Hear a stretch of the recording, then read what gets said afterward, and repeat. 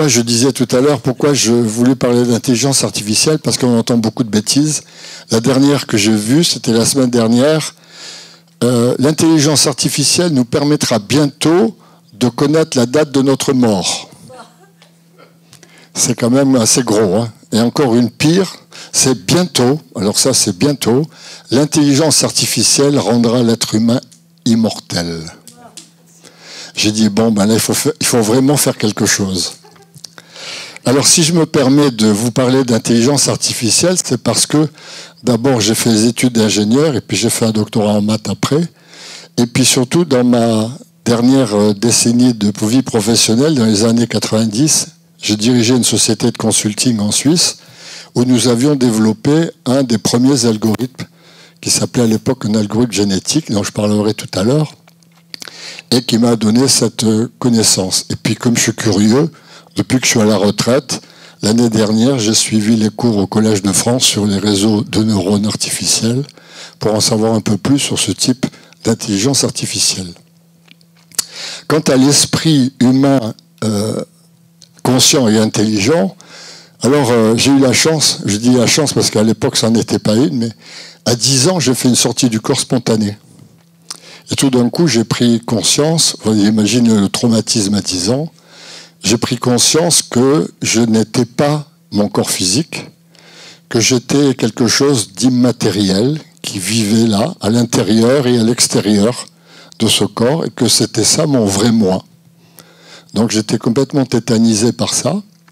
J'en ai évidemment pas parlé à mes parents parce que j'avais peur qu'ils me ramènent à la maison des fous.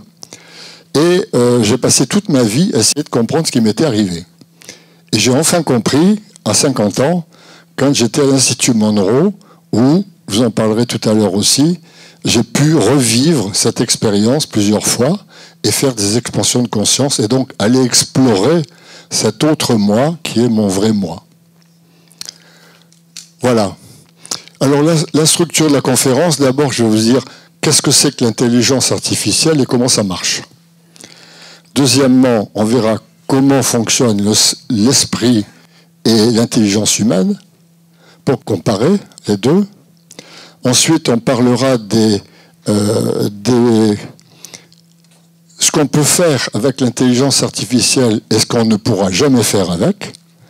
Et puis pour conclure, on parlera des bienfaits et des dangers de cette intelligence artificielle dans notre société.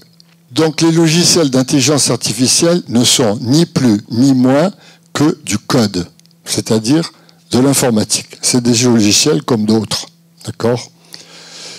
Et ils reposent simplement sur des algorithmes et des modèles mathématiques complexes.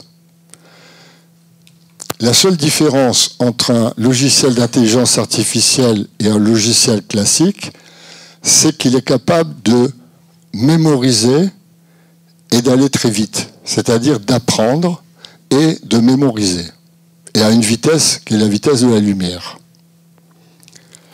Et donc la solution que fournit une intelligence artificielle, c'est en fait basée sur une base de connaissances qu'on lui a enregistrée au préalable. Donc il va restituer que ce qu'il a pu enregistrer. Comme nous d'ailleurs, nous humains, on ne peut restituer que ce qu'on a appris, soit par l'école, soit par notre expérience de vie. Et quand vous voyez dans la presse l'intelligence artificielle a découvert ceci ou cela, eh bien il faut interpréter l'intelligence artificielle a permis aux chercheurs de découvrir. C'est un outil. C'est rien d'autre qu'un outil. Alors qu'est-ce que l'intelligence artificielle? J'ai dit c'est des algorithmes complexes et il y en a deux types. Il y a les premiers qui ont été développés dans les années 90, ce sont les algorithmes génétiques qui sont basés sur le fonctionnement génétique dans la nature. La loi de Darwin, qui permet l'évolution et qui explique comment ça marche. Donc ces algorithmes sont basés sur cette technique-là, tandis que les autres sont... alors, important de faire la distinction, ces algorithmes génétiques permettent de faire ce qu'on appelle du machine learning. Et les autres algorithmes sont les algorithmes neuronaux qui, eux, reproduisent le fonctionnement du cerveau avec des neurones et des synapses et qui vont permettre de faire ce qu'on appelle un deep learning, un apprentissage profond, c'est-à-dire plutôt équivalent au nôtre, à celui que nous, on est capable de faire. Alors, les premiers sont assez limités au niveau de leur usage. Ils sont surtout utilisés pour faire des optimisations complexes. On verra un exemple tout à l'heure. Tandis que les réseaux neuronaux permettent de faire pratiquement toutes les tâches cognitives qu'un être humain est capable de faire. Donc, comment fonctionne un algorithme, une intelligence artificielle génétique? Comme je disais tout à l'heure, donc c'est un algorithme qui est essentiellement destiné à faire ce qu'on appelle des optimisations complexes. Donc j'ai pris un exemple, c'est celle d'optimiser une usine industrielle, par exemple.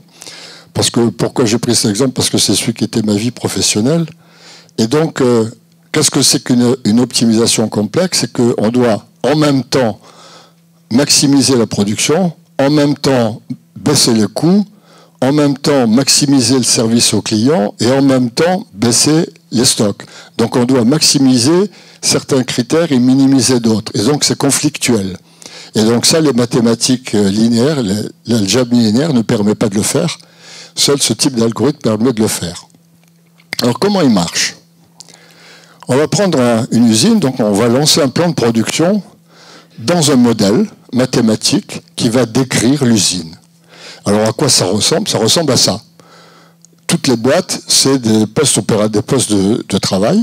Et à l'intérieur de la boîte, vous avez toutes les équations qui décrivent les ressources nécessaires, les coûts, les temps, etc., même le savoir-faire des spécialistes, etc. Et puis, ce modèle va simuler ce plan de production et va calculer une performance. Et à ce moment-là, itération suivante, l'algorithme va changer, va faire une modification dans le plan de production. C'est lui qui va changer. Et il va repartir, refaire l'essai, refaire la simulation, et là, il va comparer. Il va dire, est-ce que le résultat de cette optimisation est meilleur ou moins bon que la précédente? S'il est moins bon, j'oublie la précédente, je l'oublie. S'il est meilleur, je le mets en mémoire. Et je recommence, autre itération, et il en fait 100, 1000, 10 000. Comment ça marche? Voilà, je vais faire un petit exemple.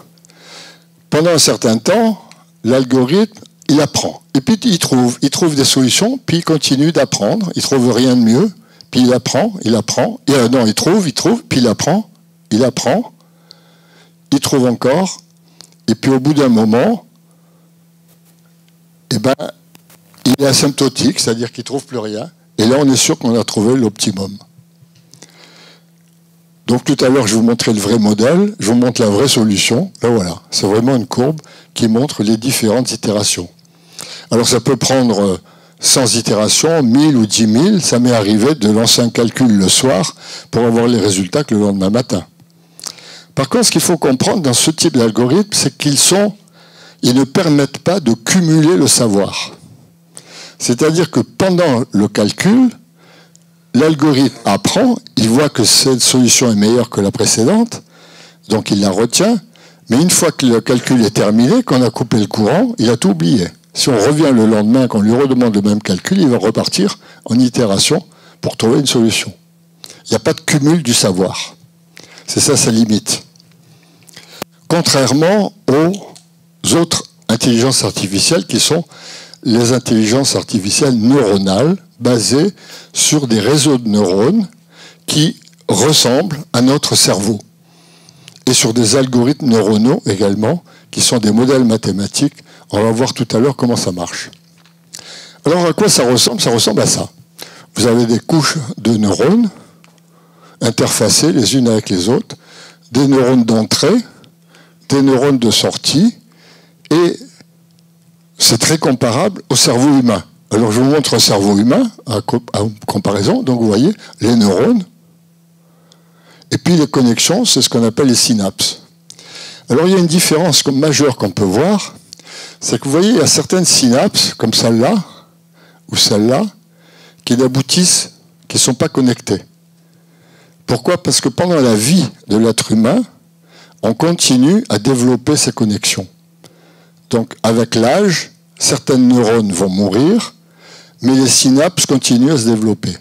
C'est pour ça que la créativité, c'est un jeune qui va en avoir davantage, et qu'une stratégie, c'est un vieux qui sera meilleur, parce qu'il a plus de connexions, tout simplement. Alors pour vous donner un chiffre, le cerveau humain, c'est 100 milliards de neurones et 1 million de milliards de synapses. C'est énorme. Alors qu'est-ce que c'est qu'un neurone artificiel? Eh bien, comme je disais tout à l'heure, c'est du code. C'est du code informatique, rien d'autre. Et puis ces neurones vont travailler avec ce que je disais tout à l'heure, des algorithmes neuronaux.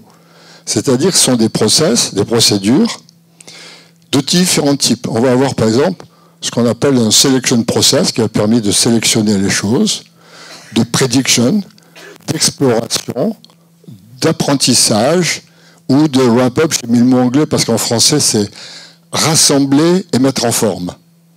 Hein, c'est ce qui va permettre de rassembler les choses et de les mettre en forme. Alors qu'est-ce que c'est qu'un process neuronal? Eh bien, c'est un algorithme mathématique, c'est donc encore du code. Alors comment fonctionne un algorithme neuronal? Alors là, je me suis fait un petit plaisir, parce que comme j'avais suivi les cours l'année dernière, je vous disais, j'ai voulu essayer. Donc j'ai développé un petit réseau de neurones. Et alors d'abord, on va dire ça. Type d'algorithme utilisé pour restituer tous les acquis cognitifs. Donc il permet, contrairement à l'algorithme génétique, il permet d'accumuler le savoir. C'est ça son gros intérêt. Et c'est ça qui fait toute la différence. Alors on va voir successivement comment une IA peut apprendre à calculer, comment elle peut apprendre à lire, comment elle peut générer du texte, et même comment elle peut générer une image, voire même une vidéo. Alors je disais, pour vous expliquer ça de manière très simple, j'essayais de programmer un petit réseau de neurones, tout simple, pour lui apprendre à faire une multiplication par 2. C'est simple. Alors j'ai pris je lui ai mis en entrée 5 chiffres, 1, 2, 3, 4, 5, et puis en sortie les doubles. Donc en le faisant tourner un certain nombre de fois, il devrait apprendre à faire une multiplication par 2. Je vous montre le programme, c'est tout simple. Donc les neurones, je ne les ai pas programmés, je les ai pris dans une bibliothèque open source sur Internet. J'en ai mis 64. J'ai mis les 5 chiffres d'entrée, les 5 chiffres de sortie, et j'ai demandé 1000 itérations. Alors on lance le calcul. Voilà, et on lui demande quel est le double de 18 pour vérifier. Voilà la réponse. 35, 86, 184. Alors j'ai dit, bon, mon apprentissage n'a pas été assez long, on va le doubler, on va en faire plus. Alors j'avais mis 2000. Et là, 35, 35,99, c'est meilleur. Bon. Alors j'ai dit, mon réseau, il est trop simple. Donc j'ai mis une deuxième couche de neurones. Et là, je refais 1000 itérations, encore meilleur. Cette fois-ci, il y a 999. Et qu'avec 2000 itérations, là, il a enfin trouvé 36. Mais j'ai oublié de vous dire quelque chose au départ. C'est que je lui avais demandé de faire d'apprendre la table de multiplication avec 5 décimales. C'est quand même plus fort que nous à l'école, vous vous rappelez? 2 x 2, 4, 2 x 3, 6. Hein, on a rabâché, hein, mais pas avec 5 décimales. Donc ça veut dire que si, au lieu de lui demander le double de 18, j'avais demandé le double de 18, 12 345, il m'aurait répondu 36, 24 690. Direct. Mais plus fort. Si ici, au lieu de mettre un neurone de sortie, j'en avais mis 8 pour une multiplication par 2, par 3, par 4, par 5, par 9, il aurait appris toutes les tables de multiplication dans les mêmes 2000 itérations. Donc toute la puissance, elle est là. Vous voyez, sur un problème très simple, c'est la vitesse et la mémoire. Alors ça, c'est comment il apprend à calculer. On va regarder maintenant comment une intelligence artificielle apprend à lire. Alors on prend un réseau de neurones, et puis son apprentissage, eh bien, on va lui envoyer l'alphabet, mais avec toutes les polices. Vous avez vu dans Word, quand vous allez sur Word, vous avez une liste de 50 ou 100 polices. Bon, ben, on va lui mettre l'alphabet avec toutes les polices. Donc à ce moment-là, qu'est-ce qu'il va faire? On va lui donner un texte, et il va faire comme nous à l'école primaire. Il va apprendre les lettres et les mots. Donc il va prendre le C, il va arriver là, il va trouver que dans la base de connaissances, c'est un C. Puis il va aller là, il va dire, ah ben ça, c'est pas un C, donc il va trouver c'est un E. Puis finalement, il va dire, ah ben ça, c'est encore un C. Et puis ça, c'est ni un E ni un C, c'est un I. Et puis là, c'est un blanc. Ah, ça veut dire que ce qui précède, c'est un mot. Donc, c'est ceci. Pardon. C'est le mot ceci. Donc, c'est exactement comme nous en classe préparatoire. Hein. On apprenait les lettres, les syllabes et les mots.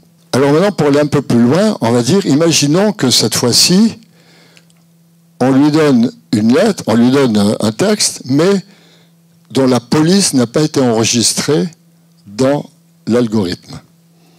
Là, comment il va faire? Donc là, ce qu'il va faire, c'est qu'il va procéder comme pour les images. Il va couper l'image de la lettre en pixels, en 4 pixels, et il va envoyer chaque pixel dans un neurone d'entrée.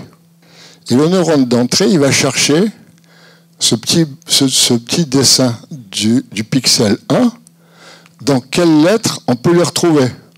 Donc il va trouver qu'il y a 5 lettres où on peut retrouver ce petit bout-là.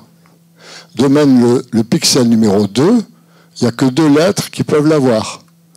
Le 3, il y en a 5. Le 4, il n'y en a aussi que 2.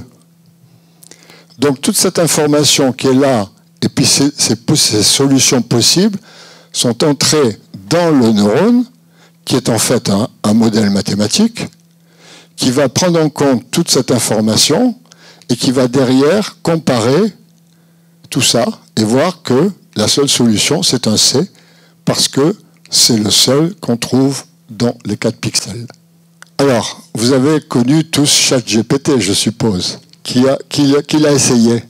Il y a quand même des limites, mais enfin, on va quand même explorer comment ça marche. D'abord, c'est un logiciel qui ne génère que du texte. Ne lui demandez pas une image, il ne sait pas faire. Deuxièmement, il contient à peu près 1 million de neurones artificiels. Donc c'est déjà, vous voyez, nous on a 1 milliard, ou 100 milliards, je ne sais plus, 100 milliards, lui il a 1 million. Son apprentissage a pris 6 mois, 7 jours sur 7, 24 heures sur 24. La consommation électrique, non, la base de connaissances correspond à 3 millions de livres. La consommation électrique de l'apprentissage, c'est 1200 MWh, c'est-à-dire 500 foyers pendant 6 mois. Et le bilan carbone, c'est 550 tonnes de CO2, c'est-à-dire l'équivalent de 110 voitures par an. Et son coût d'exploitation actuellement, c'est de plus de 100 000 $ par jour. S'il est gratuit, c'est simplement parce que c'est un produit d'appel pour qu'on achète les versions suivantes. Alors, comment ça marche?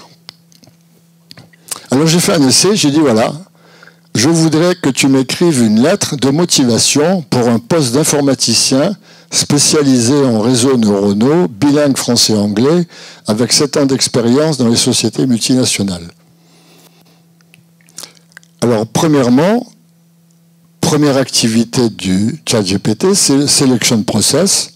Il va parcourir tout le web pour trouver tous les sites sur lesquels on trouve les caractéristiques de ce poste de travail et toutes les caractéristiques qui traitent de ce job et les qualifications requises pour l'assumer.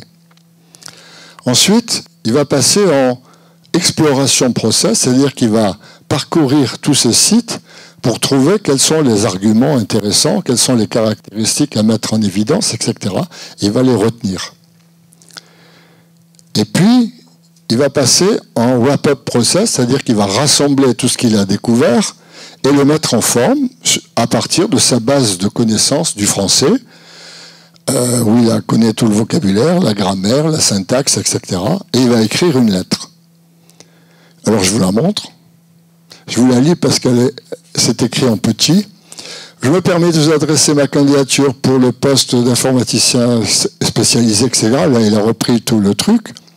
Au cours de ma carrière professionnelle, j'ai eu l'opportunité de travailler au sein de sociétés prestigieuses où j'ai pu développer une expertise approfondie dans le domaine des réseaux neuronaux et de l'intelligence artificielle. Mon parcours m'a permis de participer à des projets novateurs qui ont contribué à l'avancement de la recherche et du développement dans ce domaine de constante évolution, blablabla, bla, bla, et continue. C'est pas mal. C'est pas mal. Alors par contre, je vous donne un truc, si vous avez des enfants ou des parents qui cherchent un poste, ils vont essayer de faire leur lettre de motivation sur Internet. Mais les DRH, ils connaissent, hein. Ils ont fait le test avec eux, avant eux. Donc si on fait le test plusieurs fois, on s'aperçoit que la structure est toujours la même. Donc le vocabulaire change, mais il y a quand même des trucs. Donc on détecte très très vite que c'est du chat GPT. Donc ce qu'il faut faire, c'est faire un chat GPT, puis après il faut reprendre le texte à sa sauce, à soi, et le réécrire complètement. Sinon, les DRH le voient tout de suite. Alors maintenant, on va aller plus loin. Comment une intelligence artificielle fait pour produire une image? Alors là, il s'agit d'un algorithme neuronal qui va s'identifier au cortex humain et qui a été développé surtout pour la reconnaissance et le traitement des images et du 3D, donc les vidéos. Son apprentissage, qui est donc du deep learning, comme on a vu tout à l'heure, se fait par la recherche d'images, par la pixelisation de ces images, comme on a vu tout à l'heure avec la lettre C, et la construction d'images comme quand vous faites un puzzle. Il va pratiquer un peu de la même manière, avec les pixels. Donc je dis, on va faire un exemple avec un tableau. Donc je demandais à un algorithme de faire un tableau représentant deux pêcheurs et leur barque échouée dans les rochers lors d'une tempête en mer et qui ont sauvé une sirène inconsciente échouée sur la berge. Alors comment il va marcher? Selection process, le logiciel va rechercher dans les bases de données d'images et sélectionner toutes celles qui mentionnent des parties de la scène à représenter. Il va chercher des rochers, il va chercher des mers en tempête, des barques échouées, des pêcheurs, des sirènes, etc. Et puis il va passer en exploration. Toutes les images vont être pixelisées, testées, filtrées, classifiées et pixelisées par une suite de couches de convolution qu'on appelle, qui sont des neurones particulières, qui vont travailler comme des détecteurs de forme. Et puis il va passer en filtration process, c'est-à-dire que là, il va passer l'ensemble des pixels vont être traités par les couches de convolution qui vont retenir que les pixels les mieux adaptés pour représenter l'image que l'on cherche.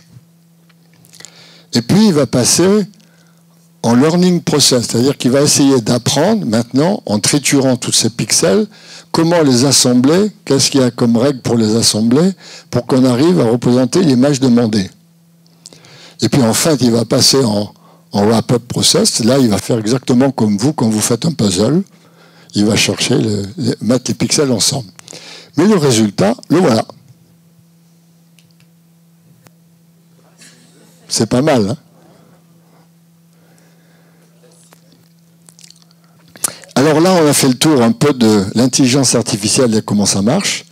Donc je vais faire juste un résumé sous une forme graphique qui va me permettre ensuite de comparer son fonctionnement à l'esprit humain. Donc, comme je disais, l'intelligence artificielle travaille sur sa base de connaissances. C'est qu'est-ce qu'on lui a appris.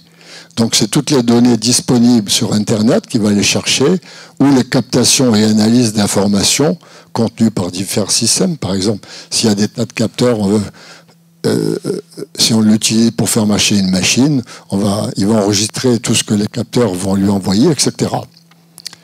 Donc c'est tout l'acquis culturel contenu sur le web et ou les échanges d'informations captées qui vont constituer sa base de connaissances. La deuxième étape, c'est que donc la collection et la validation des éléments qui ont été faits vont se faire, leur qualité ne va dépendre que de la qualité et des informations contenues dans la base de connaissances. C'est ça qui est important de comprendre. Il ne va pas les inventer, il ne peut pas. Et ensuite, eh bien, il va passer dans l'algorithme neuronal qui va fonctionner comme notre intellect, avec différentes fonctions qu'on a vues tout à l'heure, sélection, learning, exploration, etc. Et c'est comme ça qu'il va fonctionner. Alors retenez l'image, parce qu'on va passer maintenant au cerveau humain, et vous allez voir que c'est pareil. Donc notre base de connaissances à nous, c'est notre vécu. C'est tout ce qu'on a appris à l'école, tout ce que nos parents nous ont appris, tout ce que la vie nous a appris, nos expériences, nos lectures, etc., etc. Tout ça, c'est cumulé dans notre esprit et c'est notre base de connaissances. Donc ça veut dire que la production de nos pensées ne peut dépendre que de ce que l'on a dans la base de connaissances. Et donc, plus on a une base de connaissances riche, et plus on va être capable d'avoir des pensées complexes ou plus sophistiquées. Et puis ensuite, ça rentre dans l'intellect, qui est notre réseau de neurones, et ça va travailler avec des fonctions. Pareil. Donc, on va avoir ce qu'on appelle le positionnement psychologique. On a tout ça. Alors, je vous donne un exemple. Vécu. Mes parents étaient à la retraite, et un jour, un week-end, je vais les voir, et ils avaient des amis qui étaient venus pour déjeuner à midi. Et après le repas, le monsieur était avec mon père sur le balcon en train de fumer une cigarette, la dame était au salon avec ma mère, et moi j'étais entre les deux, et j'écoutais avec mes deux oreilles les deux conversations. Et les deux racontaient leur vie. C'était pas la même. Mon père, c'était tout positif. Ouais, alors oui, bien sûr, on a eu des problèmes, mais c'est pas grave, on s'en est sorti, j'ai fait ci, j'ai fait ça, et puis tout était bien, il était content de sa vie, tout avait bien marché. Et puis ma mère, c'était, ah, ma pauvre dame, si vous saviez les malheurs qu'on a eus, puis mon mari était malade, et puis ceci, et puis cela. C'était pas la même vie. Et moi, j'étais au milieu, je dis, 50 ans de vie commune, et c'est pas la même vie. Positionnement psychologique. J'ai le verre à moitié plein ou le verre à moitié vide. Et là, vous ne pouvez rien changer. Hein. Quand vous êtes dans un cas ou dans l'autre, vous ne pouvez rien changer. Ensuite, vous avez les horizons mentaux. Alors ça, on les connaît. Hein. Oh, les femmes, ça ne sait pas bricoler. Ah, les hommes, ça ne sait pas faire la cuisine. Etc., etc. Les petits garçons, ça joue à la guerre et les petites filles avec la poupée, etc., etc. Alors le pire, c'est dans le monde professionnel, parce que tout le management des ressources humaines est basé sur des horizons mentaux. Ah, celui-là, il a un profil de comptable. Ah, celui-là, il a un profil de ceci, ou celui-là, un profil de cela. Et puis on ne change pas de boîte. Hein. C'est fini, il est catalogué à jamais. Alors par exemple, ça donne, quand on cherche un employé, un DRH, qu'est-ce qu'il fait? Il fait une description de fonction. Puis après, il va chercher l'individu qui colle parfaitement à cette description de fonction. Si on prend par exemple les sociétés un peu plus innovantes et plus modernes comme les startups, eux, ils ne font pas ça. Eux, ils vont chercher des talents. Ils vont dire, j'ai besoin de quelqu'un qui a tel ou tel talent. Et ensuite, on va lui faire un poste pour qu'il puisse mettre en valeur son talent le plus possible. C'est comme ça qu'il va être le plus efficace. Donc c'est ce qu'on appelle en anglais le talent gardening. On cultive les talents. C'est un nouveau type. Mais c'est toujours basé sur, justement, pour éviter ces horizons mentaux. Le troisième, c'est la mémoire associée. Alors ça, je pense que vous connaissez tous le jeu. Vous montrez à quelqu'un un mur blanc, vous dites c'est quelle couleur, il va vous dire blanc, et ça, blanc, blanc, blanc, blanc, blanc, que boit la vache, du lait. À tous les coups. Ça marche à tous les coups. On peut faire ça aussi avec couleur rouge, ça c'est rouge, ça c'est rouge, ça c'est rouge, ça c'est rouge. Quelle est la couleur du marteau? Rouge. Boum. C'est ce qu'on appelle les mémoires associées. Parce que notre cerveau, il n'arrive pas à aller assez vite pour dissocier ce qu'il vient d'entendre de la réalité. Et puis il y a le pire. Alors le pire, c'est les projections mentales. Alors là, je vais vous raconter une histoire pour vous faire comprendre ça. L'histoire se passe dans le Bronx, à côté de New York, le quartier malfamé. Et puis c'est la nuit, en été, il fait chaud. Et puis la fenêtre est restée ouverte pour laisser l'air frais passer. Et sur le lit, il y a Charlie Brown qui est couché et qui ne dort pas. Il est là, les yeux grands ouverts, il ne dort pas. Et tout d'un coup, le rideau s'ouvre, il y a une tête qui passe. Puis puis qui enjambe la fenêtre, qui traverse la pièce, qui va vers la commode, qui ouvre le tiroir, qui prend la boîte à bijoux, qui ramasse les bijoux dans la poche, qui ferme le tiroir et il repart, il renjambe la fenêtre et il s'en va dans la nuit. Question, pourquoi Charlie Brown l'a laissé faire et n'a pas réagi? Au moment où le type voulait repartir, il s'est arrêté, il a regardé Charlie Brown et lui a fait un sourire. Et puis il est parti. Donc vous voyez, on a beaucoup de mal à trouver pourquoi. Si je pousse le truc un peu plus loin, il y a quelqu'un qui a dit, il le connaissait. C'est l'explication qui vient la première.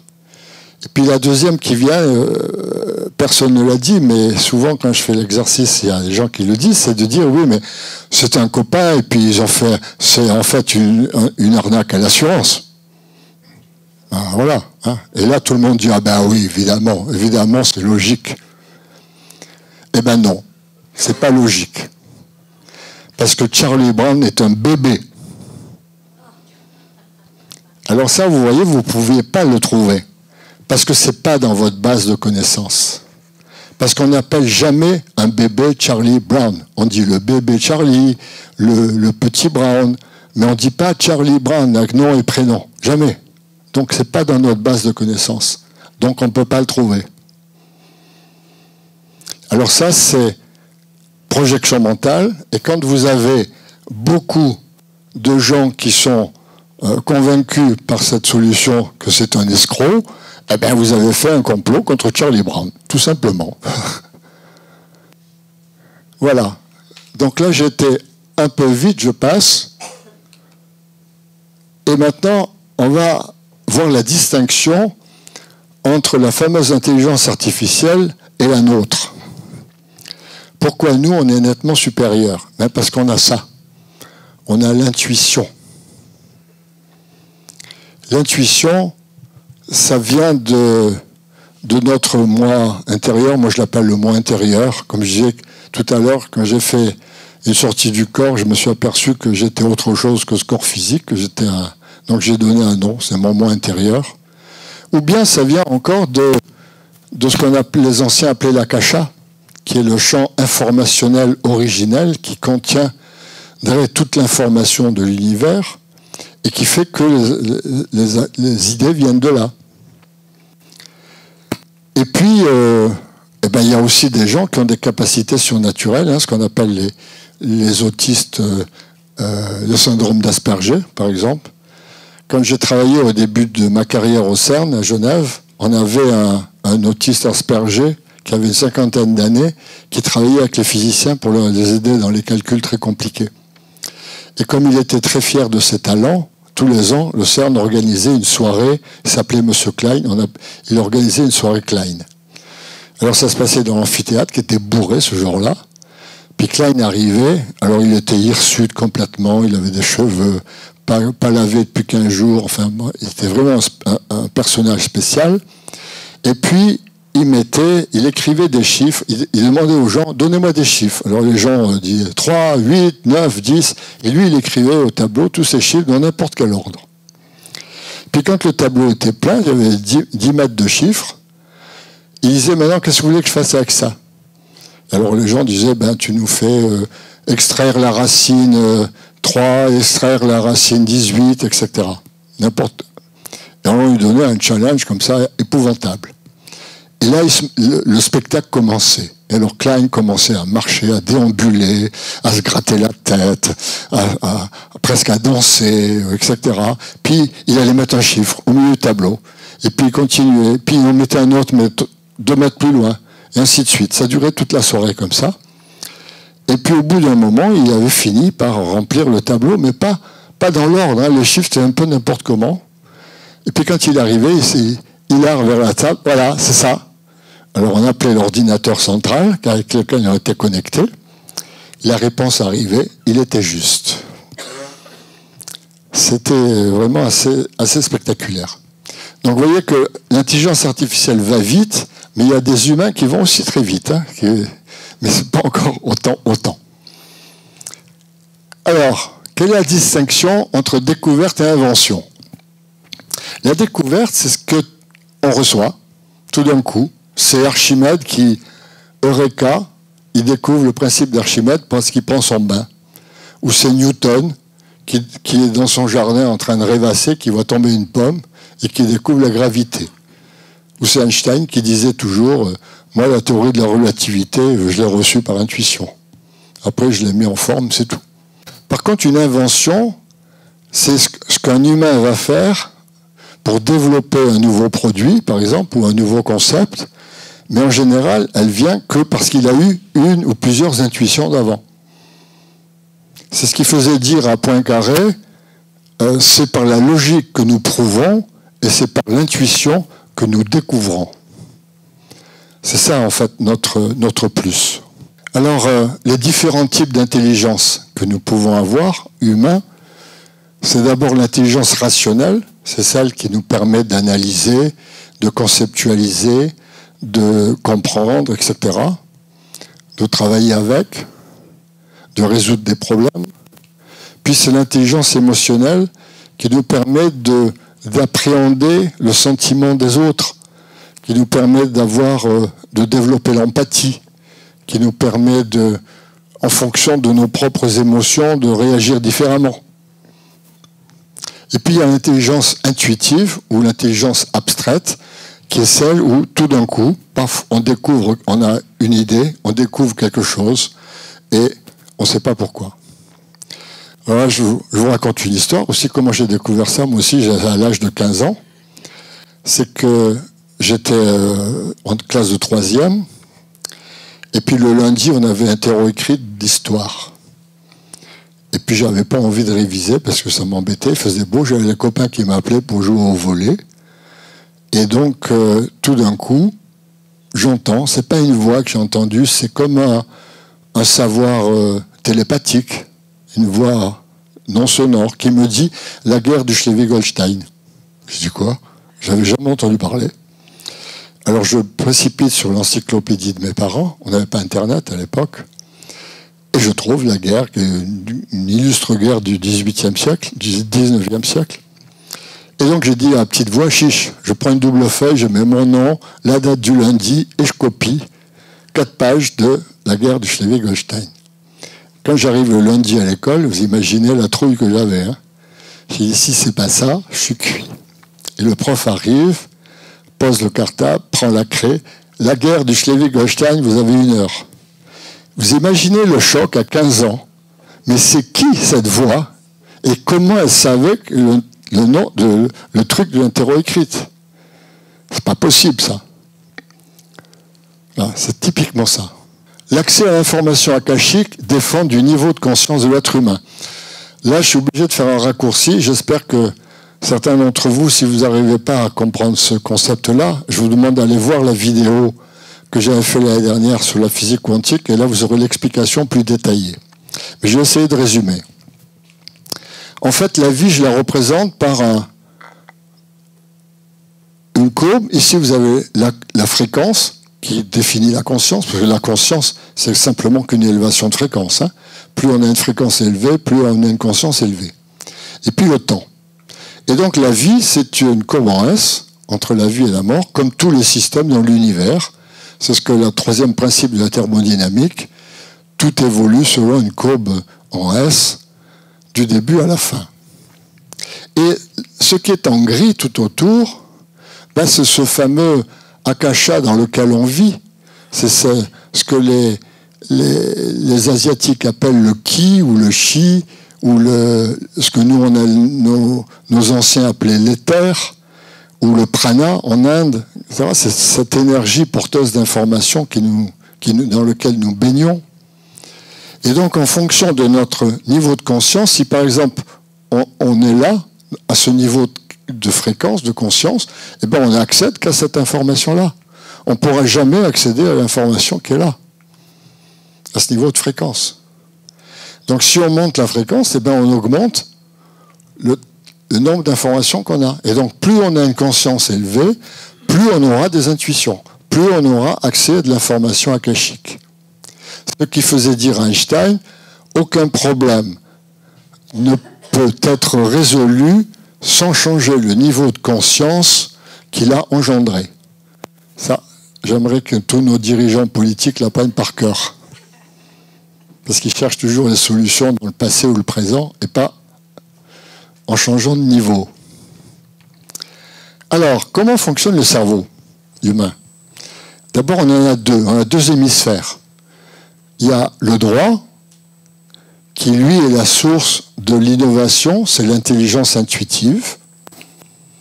Donc il va recevoir les intuitions qui vont nous permettre d'être créatifs, imaginatifs, la sensibilité, d'avoir des émotions, des perceptions sensorielles, de manifester de la conscience, etc.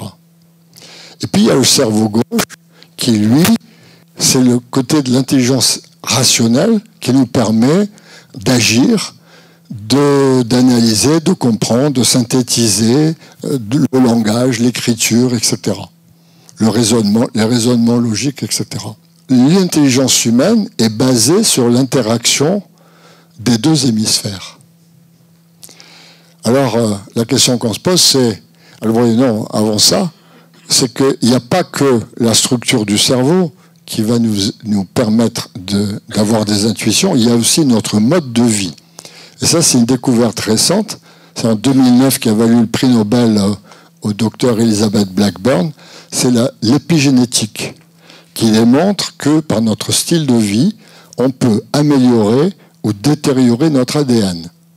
Mais comme l'ADN, c'est lui qui porte l'information que l'on a reçue de l'akasha, du sang akashique, du champ akashique, évidemment que si cet ADN fonctionne mal, eh bien l'information ne va pas se transmettre correctement.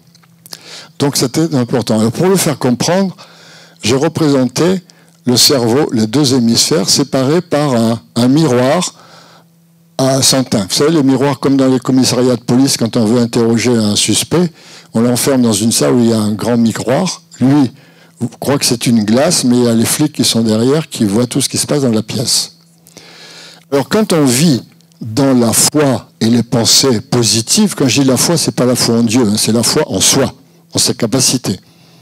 Quand on vit dans cette foi et dans la pensée positive, eh bien, ce qui se passe, c'est que les intuitions qui arrivent de notre moi intérieur se transforment en synchronicité ou en information, comme la guerre de Schleswig-Holstein tout à l'heure, d'accord, et va nous aider dans la vie. Et si par contre, on vit dans la peur et les pensées négatives, ce qui se passe, c'est que le miroir se met comme à l'envers et les intuitions repartent. Et on n'en a pas. Et on n'a plus d'aide de notre être intérieur.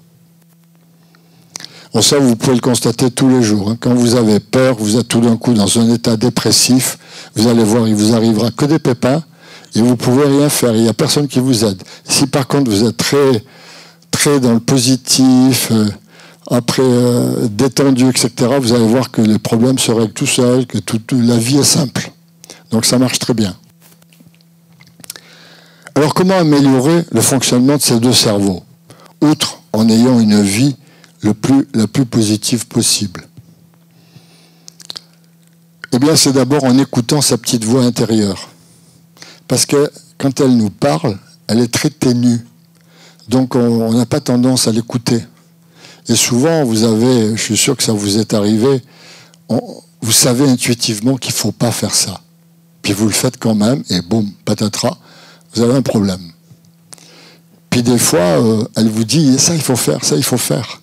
Puis on ne le fait pas parce qu'on a le mental qui, lui, vient contre et n'est jamais d'accord. Parce qu'en fait, le moi intérieur, il est toujours bienveillant à notre égard, mais en fait, il s'exprime de manière assez timide, ce qui fait qu'on l'entend difficilement. Il faut vraiment apprendre à l'écouter. Par contre, le deuxième point, c'est en prenant garde à notre mental, parce que alors, lui, il est très bruyant, au contraire, et puis c'est tout. Et puis surtout, il veut que vous fassiez comme lui. Donc, il va vous dire, mais la petite voix, là, c'est n'importe quoi, il te dit de pas faire ça, mais c'est pas vrai, il faut faire ci, pour ça, pour ça. Puis voilà, puis on se plante à tous les coups. Donc, faire très attention au mental. Et il y a un moyen de savoir, c'est pour savoir si c'est lui qui parle ou pas, c'est de se poser la question, est-ce que ce qu'il me dit satisfait mon ego ou pas. Si c'est oui, c'est le mental, à tous les coups. Donc ça, il faut l'éviter. Apprendre à écouter la petite voix. Donc la méditation, c'est un bon truc pour le faire, pour l'apprendre. Alors quels sont les vrais talents de notre hémisphère droit? Ben, c'est reconnaître un visage par l'émotion qui dégage, de reconnaître l'émotion qu'exprime un visage. C'est lire le sentiment de quelqu'un dans ses yeux. On voit tout de suite si la personne est triste ou gaie, etc. C'est apprécier une œuvre musicale, une peinture, une œuvre d'art. C'est recevoir régulièrement des intuitions. C'est ressentir qu'il faut le faire ou pas le faire, comme je disais tout à l'heure. C'est s'orienter dans l'espace et dans le temps. C'est avoir conscience de soi et de son existence.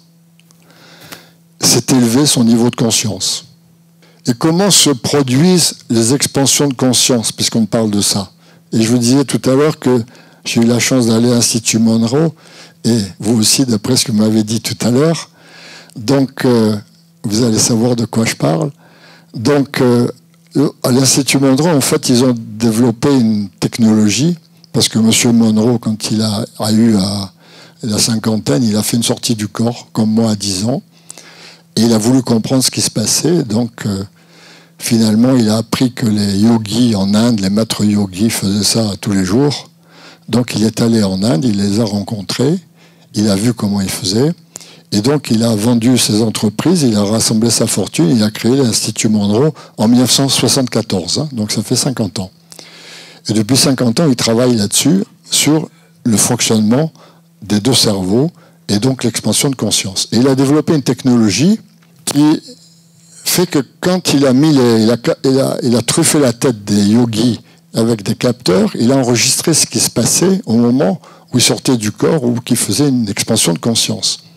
Et il a constaté que les deux hémisphères ne fonctionnaient plus à la même fréquence. Et que la différence de fréquence, ça générait une espèce d'harmonique qui provoquait l'expansion de conscience. Donc il a fait ce qu'on appelle du reverse engineering, c'est-à-dire qu'il a embauché des acousticiens, des informaticiens, des neuroscientifiques, etc. Et il leur a dit, développez-moi une technique où on va pousser le cerveau, les deux cerveaux, à cette différence de fréquence, et on devrait avoir une expansion de conscience. Et ça a marché. Donc effectivement, les maîtres yogis, quand ils ont testé ça, ont dit, ben écoutez là, c'est comme après 20 ans de méditation, quoi. C'est pareil.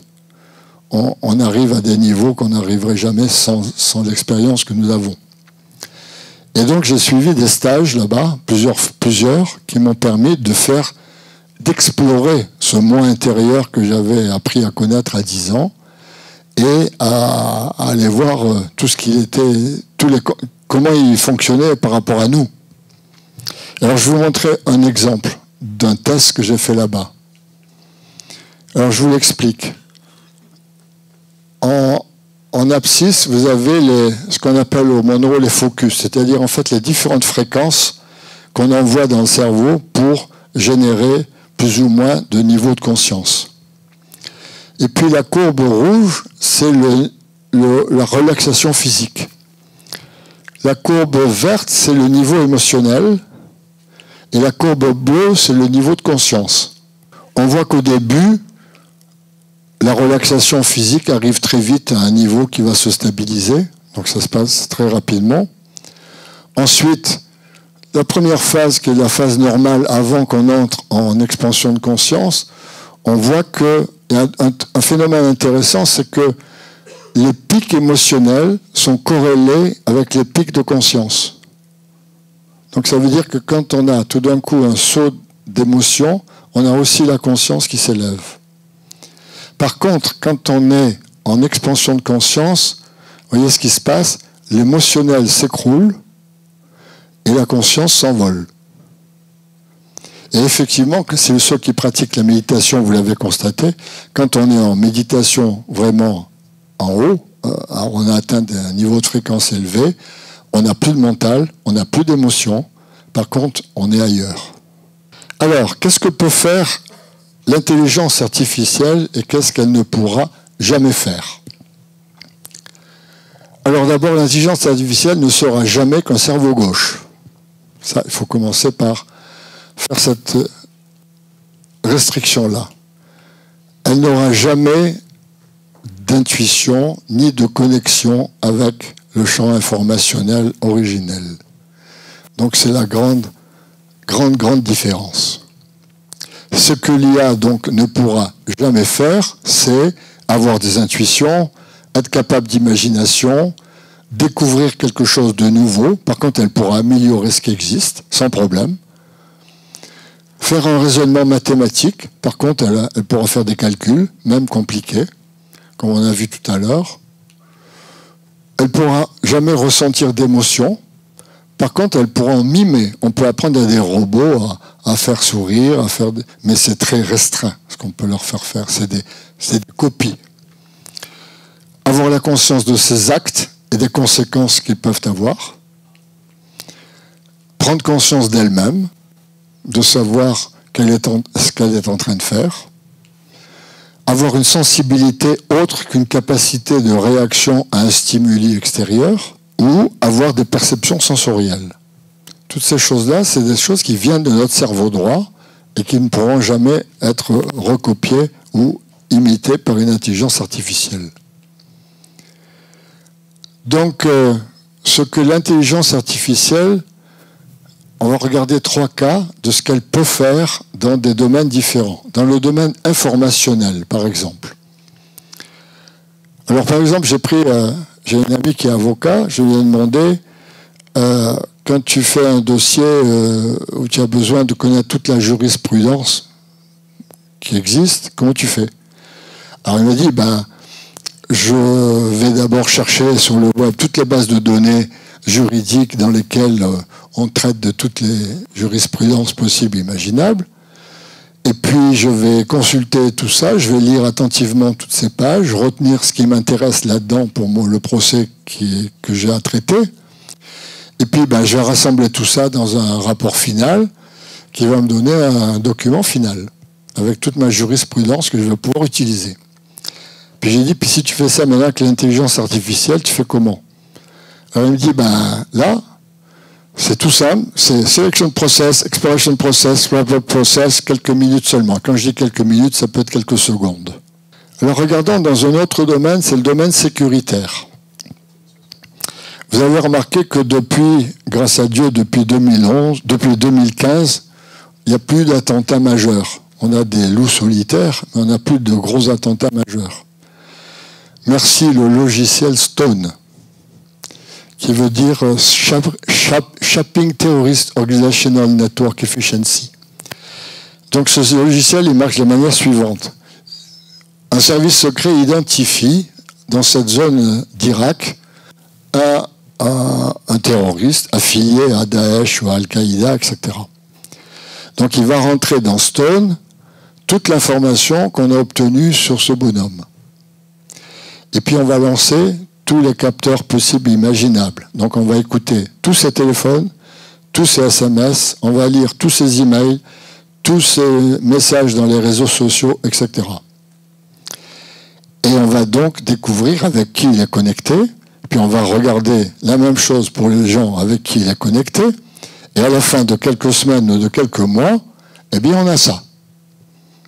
On a tout son réseau de relations et d'appartenance et de connexion. Et donc ça permet effectivement d'anticiper beaucoup de choses. Autre domaine d'application dans le domaine médical. Alors si on prend un médecin, quelle est sa base de connaissances? C'est ce qu'il a appris à la faculté de médecine, c'est ce qu'il a appris pendant son internat, et tout ce qu'il a appris pendant son expérience professionnelle dans son cabinet. Alors si on compare ça avec un docteur intelligence artificielle, lui, il va pouvoir prendre toutes les caractéristiques de toutes les pathologies connues à travers toute l'information qu'il peut avoir. Il va avoir toutes les références de tous les médicaments, traitements et protocoles utilisés jusqu'ici. Et puis, si on n'est pas En France, ce n'est pas possible à cause du secret médical, mais s'il est en Chine, il va accéder à toutes les données médicales de toute la population. Donc vous imaginez que cette base de connaissances, elle est tellement supérieure à celle-là que le diagnostic risque en tout cas d'être bien meilleur. Alors vous avez constaté aussi peut-être depuis quelque temps ou entendu parler qu'il y a souvent des hackings d'hôpitaux ou de l'assurance mutuelle maladie. Ce n'est pas l'information sur les gens qui sont intéressantes, ni leurs données bancaires, c'est leur dossier médical pour nourrir une intelligence artificielle. C'est ça qui les intéresse, parce que c'est ça qui a de la valeur, c'est les données. Une intelligence artificielle sans données, ça ne vaut rien. Donc il faut beaucoup de données. Donc les Chinois, ils n'ont pas de problème, ils ont 1 400 000 personnes, dossiers médicaux qui vont rentrer dans leur IA sans problème. Chez nous, c'est pas pareil. Donc on passe par les hackers. Qu'est-ce que l'intelligence artificielle peut faire dans le domaine de l'ingénierie? Alors ça, c'est intéressant parce que c'est assez spectaculaire. Par exemple, j'ai vu chez Peugeot le logiciel Virtools qui permet de représenter l'objet à construire virtuellement. Donc ils vont avoir la voiture en virtuel, mais pas seulement d'extérieur, on peut très bien rentrer dedans. Donc en fait, ils mettent leur casque de réalité virtuelle, à ce moment-là, ils rentrent dans la voiture virtuelle pour aller voir où mettre telle chose, etc. Alors dans une voiture, c'est encore assez simple, mais si vous allez chez Airbus, vous allez voir que là, ils ont des intelligences artificielles avec réalité virtuelle qui leur permet vraiment de rentrer dans l'Airbus, d'aller mettre les différentes choses aux différents endroits. Et l'endroit le plus extraordinaire, c'est chez Naval Group pour les sous-marins nucléaires. Là, vraiment, quand on voit comment se passe une réalité virtuelle, on a vraiment l'ingénieur qui se balade dans le sous-marin pour voir où mettre tel appareil ou tel appareil. C'est extraordinaire. Donc ça, c'est un usage très important pour l'ingénierie. Alors le pire, c'est ce qui se passe en Chine, évidemment. C'est l'utilisation de toutes ces technologies pour contraindre les gens et pour les dresser, je dirais, de manière à ce qu'ils vivent comme le régime veut qu'ils fassent. Alors l'IA soulève de profondes considérations éthiques. La première, c'est: peut-on laisser une intelligence artificielle prendre une décision automatisée dans des domaines comme la justice, les voitures autonomes, la santé, ou pire l'armée? L'autre, c'est le problème de la responsabilité. Imaginez une intelligence artificielle qui pilote une voiture autonome et qui va tuer un piéton. C'est qui est responsable? Juridiquement, là, ça pose un problème. Il y a un problème d'éthique aussi. Comment fixer la limite en ce que l'on accepte que l'IA fasse et ce qu'on accepte qu'elle ne fasse pas pour préserver les libertés publiques? Comment éviter que l'IA soit utilisée pour manipuler les foules, les masses, les opinions? Rappelez, tout à l'heure, on a vu les projections mentales. Donc vous voyez, c'est facile d'en fabriquer. Et un autre problème qu'on pose, c'est on utilise de plus en plus les robots dans les usines. Mais pourquoi ne contribuent-ils pas aux charges sociales? Ils remplacent des techniciens, des ouvriers, des ingénieurs, et ils ne payent pas de charges. Là, il y a un problème fiscal majeur. Donc une IA ne fera jamais partie de ce tableau d'honneur, si je puis dire. Parce que ça, on en est loin de faire comme eux. Donc quels sont maintenant, pour conclure, les bienfaits et les dangers de l'intelligence artificielle? Alors, quelques menaces d'abord. Chômage de masse. Ça, c'est probablement le danger le plus grave qui nous attend. Et ce n'est pas les emplois manuels qui risquent, c'est les cols blancs. Parce qu'on ne remplacera jamais un menuisier par une intelligence artificielle, hein, ou un plombier. Hein. Ça, il faut des mains pour faire ça. Hein. Donc, par contre, on a vu tout à l'heure l'avocat, on a vu l'écrivain, on a vu les documentalistes, tout ça. Il y a plein de métiers qui vont être facilement remplaçables par des intelligences artificielles. Même les pilotes d'avion commencent à piloter des avions. Il y a un test qui a été fait il n'y a pas très longtemps aux États-Unis. Un avion a été piloté pendant 17 heures par une intelligence artificielle. Il a décollé, il a volé et il s'est posé tout seul. Gouffre énergétique. Ça, c'est le grand problème des développeurs d'intelligence actuelle, c'est de dire où va-t-on trouver l'énergie nécessaire. Parce que ça, on a vu tout à l'heure ce que consommait ChatGPT. Et ChatGPT, c'est une petite IA, toute petite par rapport à ce qu'on trouve. Donc, la consommation d'énergie est phénoménale, va être phénoménale. Ensuite, alors, il y a toutes les fausses vidéos pour faire dire aux gens ce qu'ils n'ont jamais dit, pour les générer des fausses preuves qui ont l'air d'être complètement véridiques. C'est d'écrire des articles de propagande sans aucune base réelle. C'est le cyberpiratage qui va devenir beaucoup plus complexe qu'il est actuellement, beaucoup plus puissant. Et c'est faciliter les escroqueries. Corruption d'algorithmes financiers, par exemple, aussi. On peut très bien manipuler les ordinateurs qui remplacent les Golden Boys à Wall Street avec une intelligence artificielle. Exemple de danger. Mais il y en a un qu'on a connu il y a quelques années, c'est la fameuse société Cambridge Analytica qui a piraté 87 millions d'internautes pour les faire voter pour le Brexit et ensuite pour les faire voter pour Trump aux États-Unis. Et puis c'est l'Institut IRA, qui est à Saint-Pétersbourg, qui lui est complètement dédié à ça, à manipuler tous nos réseaux, tous nos domaines, tous nos médias, etc., pour manipuler, influencer les peuples des pays occidentaux dans un sens politique qui les intéresse. Alors, quelques bienfaits maintenant, parce qu'il y a aussi beaucoup de bienfaits qui peuvent être prévus.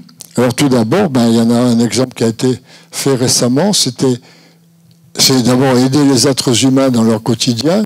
On a tous Google, on apprécie bien son usage, etc. C'est favoriser l'apprentissage et la formation. C'est gagner en productivité dans les entreprises. C'est remplacer l'homme dans les tâches fastidieuses. C'est apporter à la police d'importants moyens d'investigation et d'enquête. C'est faciliter la vie des consommateurs grâce au e-commerce. C'est apporter une aide précieuse aux chercheurs dans les domaines de la R&D. Et c'est aussi comme la traduction automatique. Je me rappelle quand j'étais au Japon il y a quelques années, j'avais une petite application qui me permettait de parler en français. Non, c'est en anglais. Et puis ça traduisait automatiquement en japonais. Et l'interlocuteur japonais me parlait et ça traduisait en anglais. C'est bien pratique. Donc, exemple. Récemment, il y a eu cette intelligence artificielle développée par DeepMind qui a permis de battre un peu tous les météorologues sur les prévisions météorologiques. C'est vrai que le système météorologique est un système qui peut se modéliser, mais qui est tellement complexe parce qu'il y a tellement de données que l'être humain a du mal à maîtriser toutes ces données et à les triturer. Donc l'intelligence artificielle, là, est très bénéfique. Et puis ça c'est une interrogation que je me pose parce qu'on en parle beaucoup de la transition écologique et de l'influence des lobbies sur ces problèmes. Je me dis que mais si on confiait une intelligence artificielle, on lui donnait la capacité d'être connecté en permanence à la consommation, à la production et à tout ce qui tourne autour de l'énergie, on pourrait certainement bâtir une stratégie de transition écologique qui ne serait pas influencée par les lobbies, qui serait beaucoup plus propre que celle qu'on nous propose. Donc là, ça peut aider. Un autre exemple de bienfait, c'est en Allemagne, à la Deutsche Bahn, qui a équipé tous ces trains, les locomotives, les wagons, les infrastructures ferroviaires, etc., de capteurs qui remontent tout dans une intelligence artificielle et qui arrivent à prédire les moments de maintenance, de réflexion ou de prévoir la fiabilité du matériel. Et puis, il y a ce qu'on appelle les jumeaux numériques qui sont connectés à l'information artificielle dans l'industrie, qui permettent de représenter n'importe quoi sous une forme virtuelle, et donc en permanence de savoir exactement comment ça se comporte, comment prédire exactement sa capacité d'usure, de besoin de réflexion, de maintenance, etc. Et donc de vraiment améliorer la fiabilité du fonctionnement de ces appareils. Voilà. Alors, dernière question, quel est donc l'avenir pour cette intelligence artificielle? Alors aujourd'hui, l'intelligence artificielle que l'on a, c'est ce qu'on appelle l'intelligence artificielle générative, parce qu'elle génère du texte, des images, du son, des vidéos, mais elle ne va pas plus loin. Et par contre, il y a beaucoup de sociétés qui travaillent déjà sur ce qu'on appelle l'intelligence artificielle générale, qui, elle, sera probablement capable d'effectuer et d'apprendre à effectuer toutes les tâches cognitives qu'un être humain peut faire.